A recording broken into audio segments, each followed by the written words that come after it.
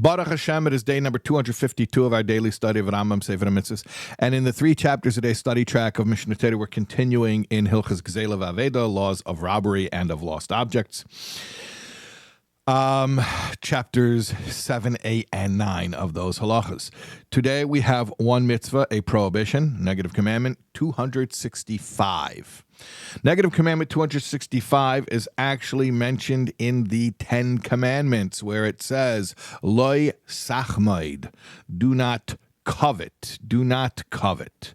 What does it mean, do not covet? Well, the Rambam explains how he defines the mitzvah.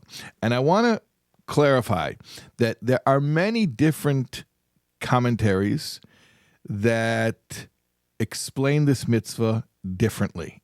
They give different parameters for what actually constitutes the prohibition. That is typical in Jewish law, where there will be different perspectives.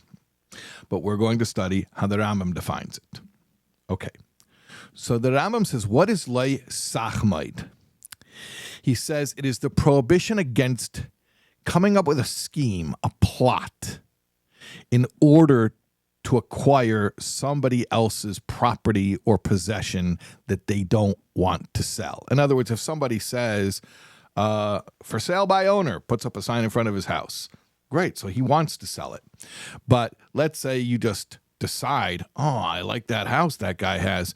How can I get him to sell it?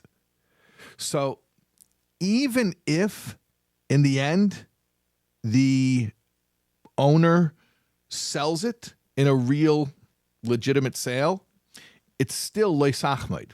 In other words, if you go and you steal it from him because he doesn't want to sell it, then obviously that's a prohibition. We already know that prohibition.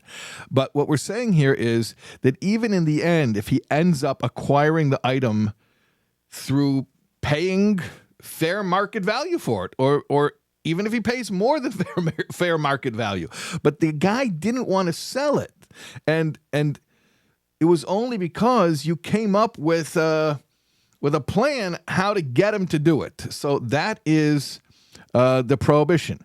In other words, it is prohibited to come up with the scheme, with the plan of how to acquire it, and the actual violation of the prohibition happens at the point when he successfully acquires it.